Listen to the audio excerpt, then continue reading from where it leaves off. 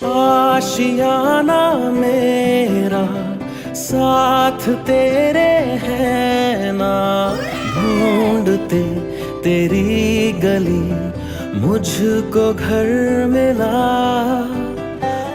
मेरो नाति सामवेद रायमाझीको आज शुभ वर्धमान अनि नातिनी समृद्धि रायमाझीको गुन्यौ चोलो। अब मेरो नातिको यो चुडाकर्म गरेकोमा धेरै धेरै खुसी छु म। मेरो नातिको राम्रो होस्, फलोस् फुलोस्, चिरञ्जीवी भइरहोस्, प्रगति होस्। सबै इष्टमित्र आइदिनु भयो, धेरै ज्यादा खुसी छु। धन्यवाद। नित्यानन्द करे वराभय करे सौन्दर्य रत्नाकरे।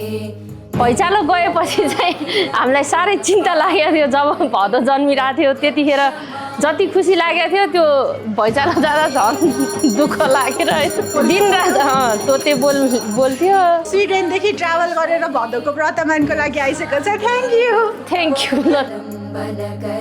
मातान्नपूर्णेश्वरी नानारत्न विचित्रभूषण करे हेमाम्बराडम्बरी मुक्ताहार विलम्बमान विलसन वक्षोज कुम्भान्तरे। ऊ जन्मिँदा चाहिँ भूकम्प आएको थियो, 2072मा जन्मेको थियो। अनि उसलाई लिएर एकदम दौड हुन्थ्यो। अब हेर्दा यत्रो ठुलो भयो, आज उसको व्रत बन्द भयो। अब चाहिँ उसको जीवनमा दुःख कष्ट भन्ने कहिले पनि नआओस् होइन, उसलाई दुःखबाट टाढै बसोस्, उसको स्वास्थ्य एकदम राम्रो होस्, साथसाथै समृद्धिको पनि एकदमै राम्रो होस् होइन, छोरीको पनि।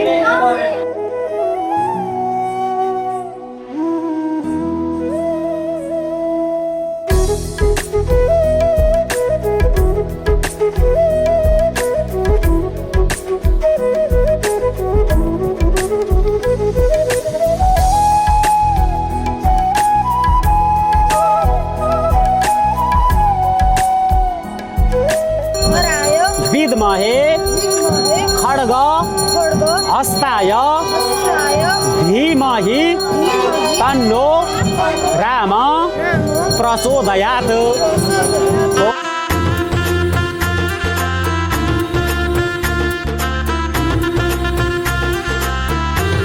मेरी चौखट पे चल के आज चारों धाम आए हैं, बजाओ ढोल स्वागत में मेरे घर राम आए हैं।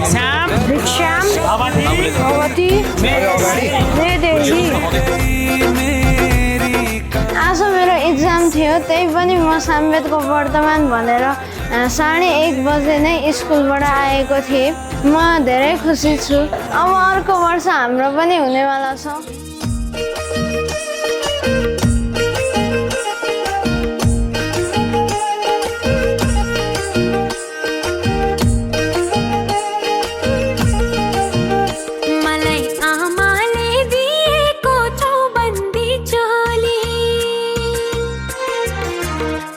नमस्कार सबैजनालाई। आज मेरो छोरा सामवेद रायमाझीको व्रतबन्ध कार्यक्रम थियो र छोरी समृद्धि रायमाझीको गुन्यौ चोलो थियो।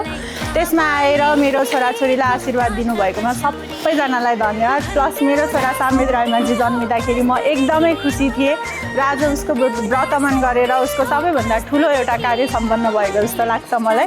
प्लस समृद्धिको गुन्यौ चोलो गरेर पनि म एकदमै हृदयदेखि नै खुसी छु। सो मेरो छोराछोरीलाई भगवानको आशीर्वाद सधैँ प्रदान भइराखोस्। धन्यवाद।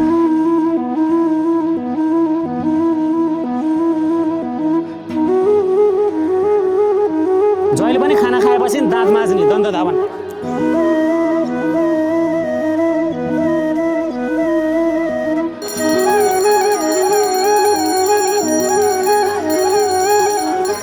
आज मेरो सामवेद छोरा र समृद्धि छोरीको व्रतबन्ध र गुन्यौ चोलो भएकोमा उनीहरूलाई धेरै धेरै बधाई तथा शुभकामना व्यक्त गर्दछु।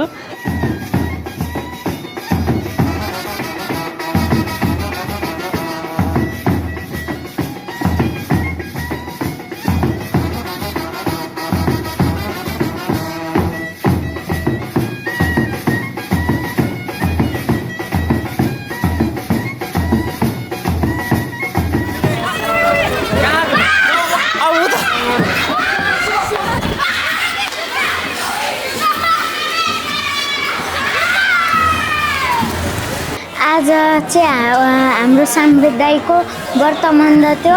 हामी सबै परिवार मिलेर रमाइलोसँग धुमधामसँग मन्दिर गयौँ, नाच्यौँ, खुसीसँग टिकाटालो गऱ्यौँ। धेरै खुसी लाग्यो। अब जीवनमा पनि राम्रो गर्नु होला भन्ने आशा गर्दछु। धन्यवाद।